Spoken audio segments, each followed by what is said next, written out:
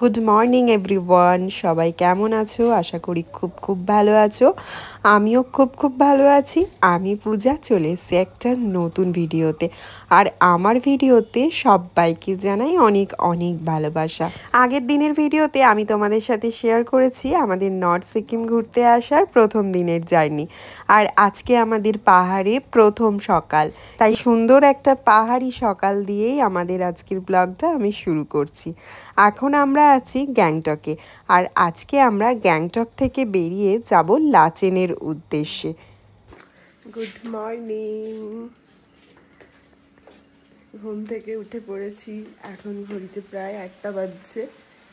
আর এবারে স্নান টান করে আমাদের রেডি হয়ে বেরোতে হবে। চা খাচ্ছে মা, দেখা আজকে বেরোবো, আজকে যাব আমরা লাচেনের উদ্দেশ্যে।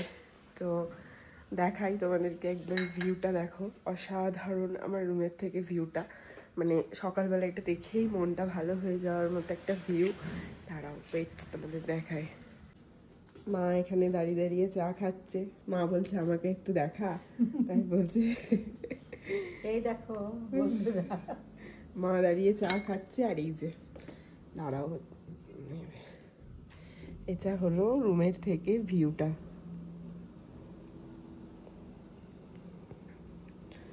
অসাধারণ ভিউ। এখানে আমারও চলে এসছে চা। চলো এবার আমিও চাটা খেয়ে নিই, তারপরে তোমাদের বাকিটা আবার শেয়ার করব। পাহাড় দেখতে দেখতে এরকমভাবে চা খাওয়ার মজাটাই আলাদা। তো চাটা খেয়ে আমি সুন্দর করে রেডি হয়ে নিয়েছি স্নান করে। আর এবার আমরা বেরোবো, কিন্তু আমি জাস্ট স্নান করে হাফ মেকআপ করতে করতে নিচে চলে এসেছি ব্রেকফাস্ট করতে, কারণ ব্রেকফাস্টটা করে নিতে বলল। তারপরে আমাদের ড্রাইভার দাদা আসবে, আর আমি তারপরে কমপ্লিটলি রেডি হয়ে বেরিয়ে যাব। আর এখানে চলে এসেছি আমরা ব্রেকফাস্ট করতে। আর এই কালকে রাতে তোমাদের সাথে যেখানে শেয়ার করেছিলাম যে এখানে ডিনার করতে এসেছিলাম, তো আমরা সেই জায়গাতেই এসেছি ব্রেকফাস্ট করতে। ব্রেকফাস্ট আমাদের হোটেলেই ছিল কমপ্লিমেন্টারি, তাই জন্য আমরা ব্রেকফাস্টটা এখানেই করে নিয়েছি, কারণ রাস্তাতে আবার কোথায় কখন দাঁড়াবো, সেই জন্য ভাবলাম ব্রেকফাস্টটা তাড়াতাড়ি করে এইখান থেকেই বেরোই। ব্রেকফাস্ট ওইদিকে রেডি হচ্ছিল, 5 মিনিট মতো একটু দেরি ছিল। আর তাই আমি এখান থেকে দাঁড়িয়ে এখানের ভিউটা নিচ্ছিলাম, অসাধারণ একটা ভিউ। আর আমাদের আজকে ব্রেকফাস্টে ছিল পুরি, আলু চানার তরকারি, তার সাথে ছিল সেময়ের পায়েস। এদিকে আমরা সবাই বসে পড়েছি ব্রেকফাস্ট করতে। আমি আর মা একটা টেবিলে বসেছিলাম, এদিকে ভাইরা বসেছিল। আর তারপরে ব্রেকফাস্ট করে রুমে এসে সম্পূর্ণভাবে রেডি হয়ে নিয়েছি। এবার আমরা এখান থেকে বেরিয়ে পড়ব। আর এই যে আমাদের ড্রাইভার দাদাও চলে এসছে, উনি আমাদের লাগেজপত্রগুলো গাড়িতে তুলছিলেন।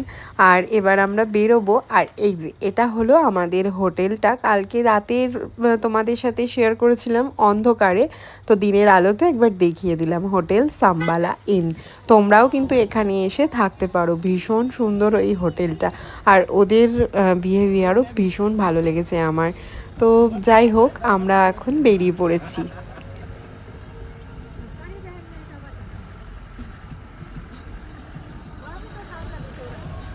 কিছু দূর আসার পরেই আমাদের ড্রাইভার দাদা আমাদের এই লোকেশনটাই নিয়ে এলো। এটা হচ্ছে গ্যাংটকের ভিউ পয়েন্ট। ভীষণ সুন্দর এই জায়গাটা। এটা অনেকটা উঁচুতে উঠে, বাট এখান থেকে গ্যাংটকের পুরো ভিউটা দেখা যায়। আর এখানে এসেও দেখছি বহু মানুষ এই জায়গাটায় এসেছে। আর আমরাও এখানে এসে খুব খানিকক্ষণ মজা করে সময় কাটিয়েছি। তোমাদেরকেও একবার দেখাই এখান থেকে জায়গাটা দেখতে কতটা সুন্দর লাগছে।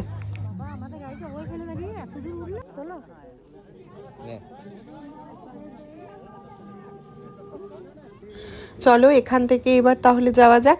আর এই যে দেখতেই পাচ্ছ, এই লোকেশনটা অনেকটা ওপরে ওঠার সময় কিন্তু ভীষণ হাঁপ ধরে যাচ্ছিল।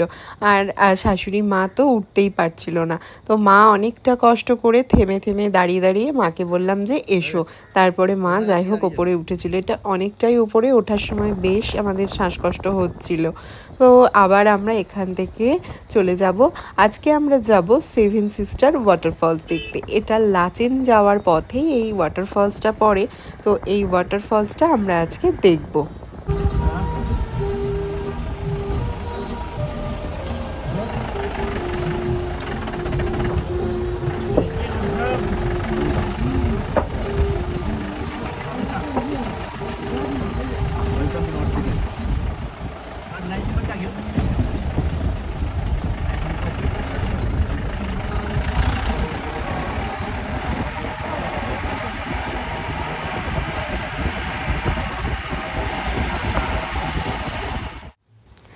আমরা এবার চলে এসেছি সেভেন সিস্টার ওয়াটারফলসের কাছে।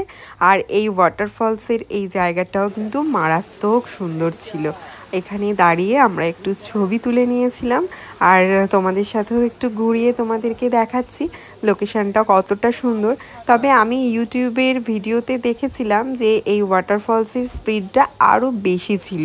আসলে এখন তো বর্ষাকাল নয়, এখনও ঠান্ডাটা বেশ ভালোই আছে, ওপরে পাহাড়ের বেশিরভাগই বরফ পড়েছিল, তাই হয়তো এই ঝর্ণাটার স্পিডটা অতটাও ছিল না। আই থিঙ্ক বর্ষাকালে আসলে এই ওয়াটারফলসটা আরও সুন্দরভাবে তোমরা দেখতে পারবে।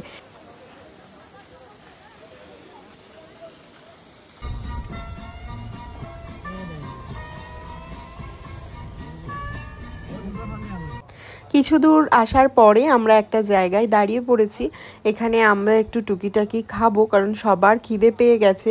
আমরা অনেকক্ষণ বেরিয়েছি আর অনেকটা রাস্তা আমরা পার করে চলে এসেছি, তাই এই জায়গাতে আমরা একটু খেতে দাঁড়িয়েছিলাম। আর এইদিকে ভাই, হাজবেন্ড আর দেওর ওরা অলরেডি ভেতরে ঢুকে গেছে, তো ওরা ঢুকে খাবারের অর্ডারটা করেছে। আমরা এখানে chowmein, soup and momo order করেছিলাম, আর সেগুলোই এখন আমরা একটু খাওয়া দাওয়া করে নেব।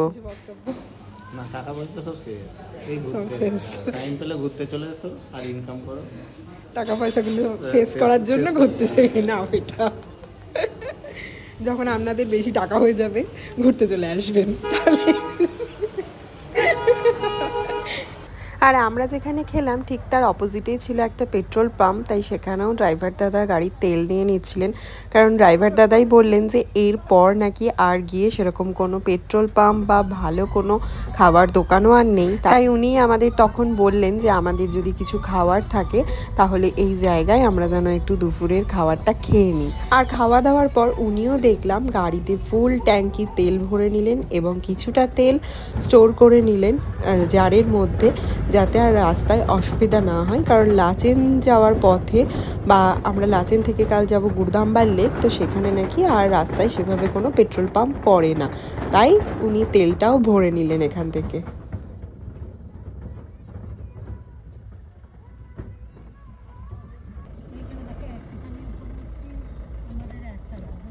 এইদিকে বিকেল গড়িয়ে সন্ধে হতে চলল, কিন্তু আমাদের পৌঁছানোর কোনো নাম নেই। গাড়িতে বসে আছি তো বসেই আছি, আর শুরু হয়ে গেছে মুষলধারে বৃষ্টি। বাট এটা উপভোগ করতে বেশ ভালো লাগছিল, একই তো পাহাড়, তার উপর আবার বৃষ্টি। কিন্তু গাড়িতে বসে থাকতে খুব বিরক্ত লাগছিল। আর এত ভিড়, যেখানেই আমরা দাঁড়াচ্ছিলাম না কেন প্রায় 1.5 ঘন্টা 1 ঘন্টা কেটেই যাচ্ছিল। অবশেষে রাত 8টার সময় আমরা একটা চায়ের দোকানে এসে দাঁড়ালাম চা খেতে, কারণ আমাদের পক্ষে আর পসিবল হচ্ছিল না গাড়িতে বসে থাকতে। আর চা খেতে নেমেও খুব বৃষ্টি হচ্ছিল, তাই আমি আর তোমাদের খুব বেশি দেখাতে পারিনি। আবার চাটা নিয়েই গাড়িতে উঠে পড়েছিলাম। চাটা খেয়ে আবার আমরা রওনা দিয়ে দিচ্ছি। আর কী যে বাজে রাস্তা সে তো তোমরা দেখতেই পেলে, কতটা খারাপ রাস্তা। আর অবশেষে রাত 10টার সময় আমরা এসে পৌঁছালাম লাচেনে। আর এটা হচ্ছে আমাদের হোটেলে ঢুকতে ঢুকতে প্রায় আমাদের 10টা 15-20 হয়ে গেছে। আর হোটেলে ঢুকতেই এটা হচ্ছে ওদের খাওয়ার জায়গা, ডাইনিং রুম।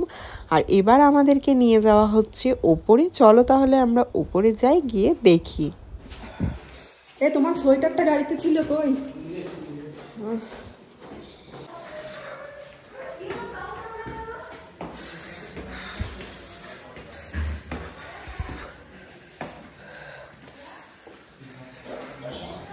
আর এই যে আমার কি অবস্থা ঠান্ডায় সে তো দেখতেই পাচ্ছ, প্রচণ্ড ঠান্ডা ছিল লাচেনে।